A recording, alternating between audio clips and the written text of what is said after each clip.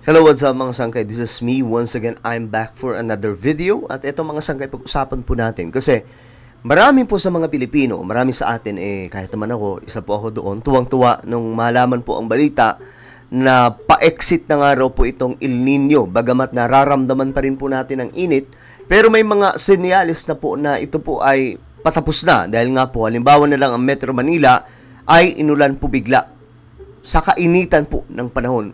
Ngunit mga sangkay, meron po ditong balita na posibleng hindi po natin magustuhan. Dahil ito po ay mula sa mga eksperto, mga sangkay, na mayroon pong paparating na kumbaga magkakaroon po ito ng pagpalit ng weather. Mainit ngayon, may papasok po mga sangkay na mas malaki pa raw pong problema na mas mapaminsala pa po ito kaysa sa El Nino. Pag-usapan po natin yan. But anyway, before we start guys, paki-subscribe po muna yung ating YouTube channel. Ayan po, sa baba ng video na to, makikita nyo po mga sangkay yung subscribe button. Pindutin nyo lamang po yan, tapos i-click nyo yung bell at i-click nyo po yung all. Sa mga nanonood po sa Facebook, huwag kalilimutan na i-follow ang ating Facebook page. So mahalaga po ito mga sangkay na malaman po nating lahat. Kasi eto nga po ang balita. Sabi po dito, La Nina, mas malaki ang maidudulot na pinsala sa agrikultura kumpara sa El Nino. Nung El Nino mga sangkay, ilang bilyon ba inabot yung pinsala ng talagang sobrang init ang panahon? Kasi syempre, mainit ang panahon, natutuyo po yung mga taniman, yung mga ipunan o imbakan ng tubig hanggang sa talagang hindi na po nakakasurvive yung mga pananim ng mga magsasaka. Ngayon mga sanggay, ito po ay malaki pang problema dahil sa pagpasok ng La Nina. Ito po ay matinding pag-ulan. Hindi po ito basta mga pag-ulan lamang na normal na nakikita po natin. Pag sinabing La Nina, kung ang El Nino ay sobrang init na nagdudulot po ng heat stroke, ang La Nina naman po ay matinding pag-ulan na pwedeng puminsala sa maraming mga Pilipino. At given na mga sangkay, marami po ang nangyayari na hindi po nakakabantay dito na mas malala po ang posibleng maidulot ng La Nina. Dahil matindi po ito mga pag-ulan, mga sangkay. Tapos samahan pa ng climate change. Ngayon ito, pakinggan po natin ang balita.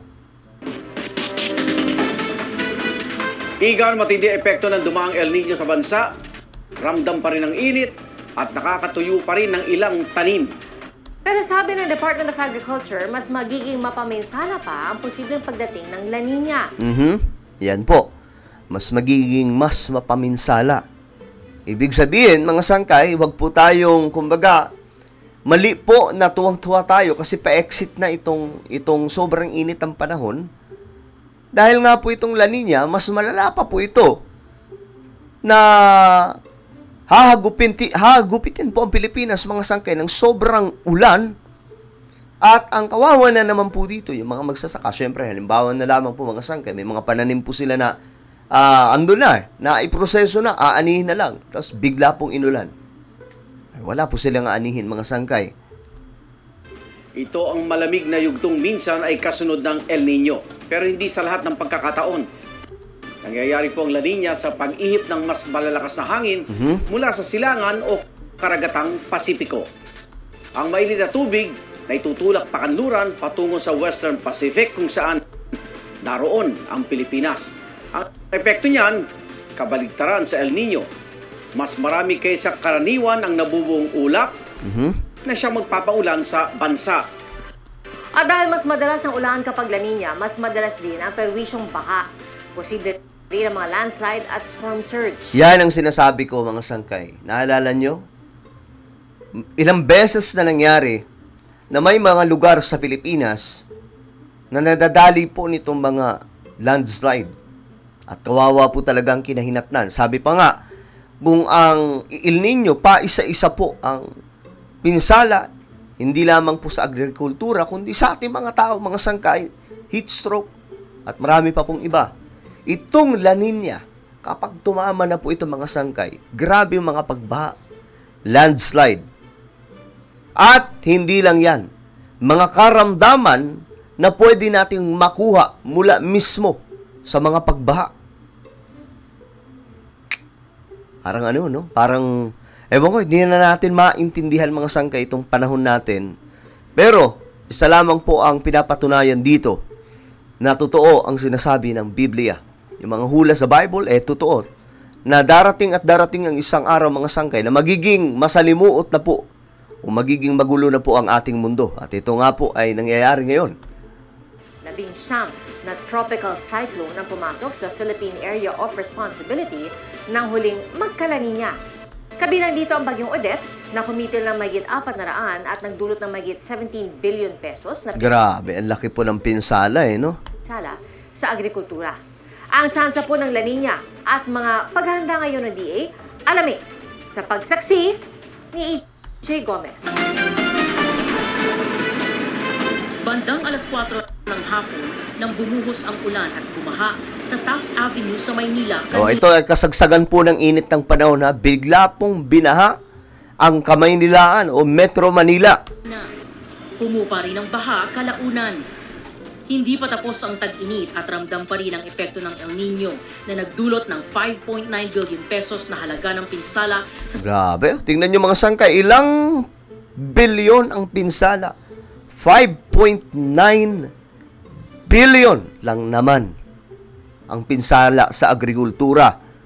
Ibig sabihin, hindi lamang mga magsasaka ang napinsala dito, kundi maging tayo mga Pilipino. Dahil kapag kulang ang inaani ng agriculture o ng mga magsasaka, kulang, ibig sabihin lamang, kulang po ang produkto na dumadaloy sa market. So ito po ay delikado mga sangkay. Ngayon, mas malala pa po ang posibleng mangyari dyan. 9 billion pesos na halaga ng pinsala sa sektor ng agrikultura. Okay, sa El Nino yan sa init ng panahon. Pero pinaghahandaan na ang La Nina. Ito na ang La Nina. Na ayon sa Pag-asa ay may 60% na tsansang mabuo sa pagitan ng Hunyo at Agosto ngayong taon. For the past 25 years, yung record natin ng episodes ng El Nino is 8. Yung La Nina, if ever magdadating ang La Nina, it's almost 17. May mga hakbang daw Grabe. dyan ng DA para tugunan ang posibleng epekto ng La Nina sa sektor ng agrikultura. So, ngayon pa lang, mga sangkay, naghahanda na po sila at maganda po yan.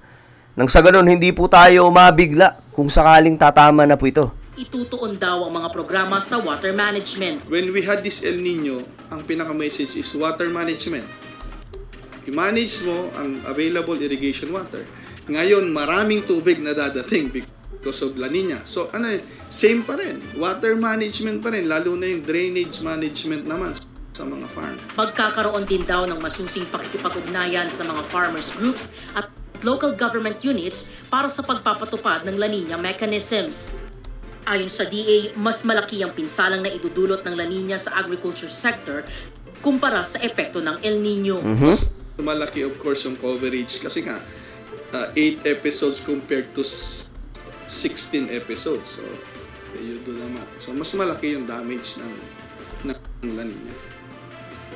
And it's always rice, corn, high-value crops. Samantala, very good at satisfactory ang hatol na ibinigay ng World Bank sa mga proyekto ng Philippine Rural Development Project o PRDP ng Agriculture Department na pinondohan ito para sa pagpapaunlad ng sektor ng agrikultura sa Pilipinas. The overall performance is very good. We had the opportunity to visit Mindanao and the Visayas, and we have seen the very strong commitment from farmers, farmer enterprises, local government units, and we see they are having tremendous success really at achieving their more than targets. Para sa GMA Integrated News. Okay, so ayan, mga sangkay, ano po ang inyong komento tungkol dyan? La Nina. Mas malala pa po ang magiging pinsala daw sa El Nino.